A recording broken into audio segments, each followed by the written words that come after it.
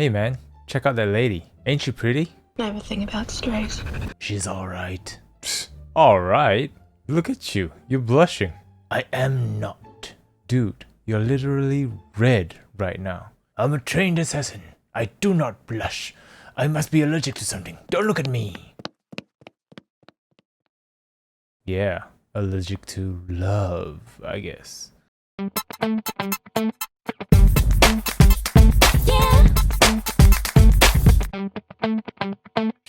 Hello and welcome back to another review on the KenOhwee channel. We finally have a contender to challenge the prestigious Flame Toys Arkham Knight, the amazing Yamaguchi Arkham Knight. What's with the Arkham Knight love all of a sudden? Not that I'm complaining, because I've always wanted a posable Arkham Knight figure ever since the game's release. This doesn't count. And now we have two, so let's find out if Yamaguchi does it justice.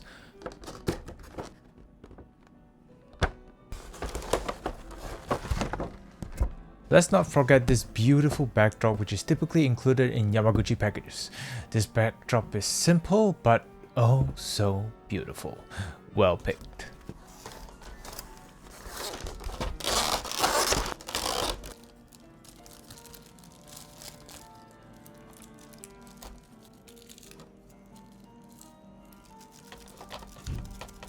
Arkham Knight in the flesh, and he looks really good. I mean, there's just so much details going on this figure, from head to toe. All the little lines, all the folds and creases, all the nuts and bolts, the grooves, it's all sculpted onto this figure. The details are simply beautiful. It's so detailed to the point that the joints are the ones breaking the illusion. Like, I wish the shoulder joints were colored the same shade of grey so it blends better like the Deadpool figure.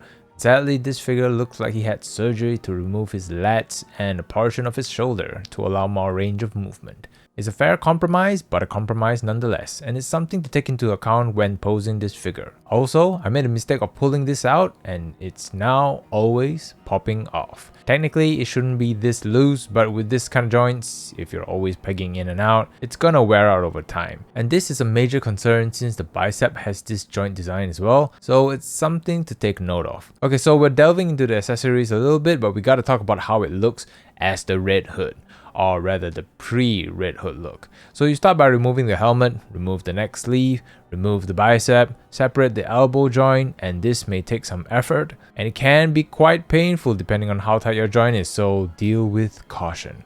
There's also this piece at the forearm which was really tight on my figure, and you must remove the kneecaps as well. So once you remove all of these and replace them with the accessories that he comes with, he transforms into the Red Hood figure.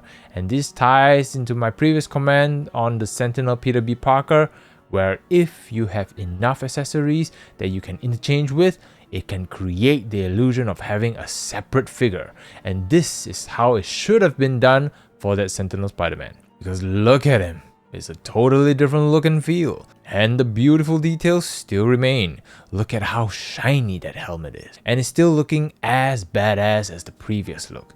So overall, apart from that weird shoulder to lat proportion, this is a beautifully sculpted figure.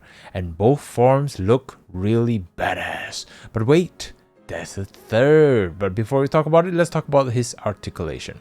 It is largely the same Yamaguchi engineering with a few tweaks, so highlighting a few things. His collar does prevent his head from looking left and right, so if you want to fully look to the left, you will have to lift his head upwards a little bit. There are no cuts on the shoulders like the previous figure, so all the 360 arm movement, moving upwards, all depends on this hinge, which still provides plenty of range. There's that bicep twist, but like the thighs, it goes outwards.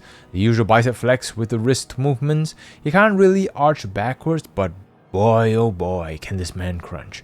His upper belly can already crunch that much, but with the lower belly, ooh mama, crunch your words away, Arkham Knight. Crunch it. As mentioned before, these flaps here are on pegs, so it helps move out of the way or even away from his body for his splits.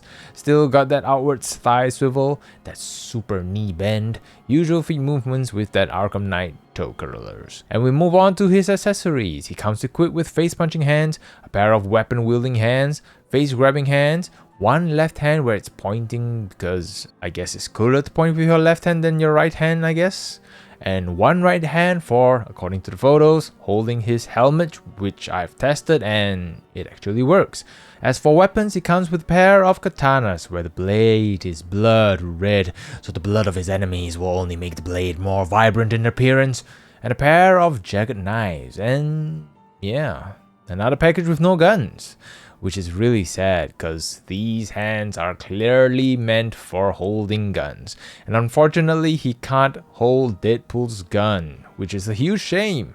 And I even tried the Arkham Knight sniper accessory from DC Collectibles. The grip is just too fat for that accessory. So if you have any weapon accessory with a medium-sized grip, like the smoke gun from Mafek's Batman, I think, and I've even tried the sniper from Mezco Toys Punisher, they seem to work okay. Better than the blades at least, because they fall off quite easily because these hands are meant for guns. Also, he comes with one more additional chest piece which officially transforms him into Red Hood. Of course, to complete the Red Hood look, you can take off the shoulder armor and there you have Red Hood.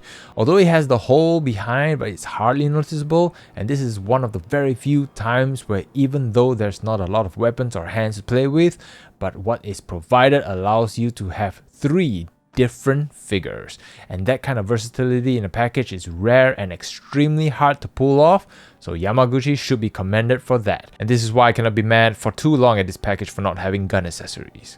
And here is the Yamaguchi Arkham Knight figure standing next to other action figures for scale comparison. So, in summary, essentially 3 figures in one package. Sure, there were compromises, a few odd proportions, the rebellious pouch which can be vein-poppingly annoying, but if you ever wanted a posable Arkham Knight or Red Hood figure from the Arkham Knight game, it's right here. It looks the part, and while it's not as posable as previous Yamaguchi figures, it can still outpose 80% of other action figures in the market today. And that is the beauty of Yamaguchi figures. But is this better than the Flame Toys Arkham Knight? Well, I guess you'll have to stay tuned to find out. And with that all said, that concludes my review of this figure. Thank you all very much for watching. I hope you enjoyed the review or found it informative.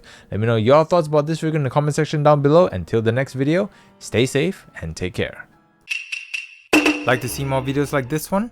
Well, say no more. Let me present to you the end screen. Click on video 1 or video 2 for more entertainment. These videos were carefully selected by highly trained professionals to suit your entertainment needs.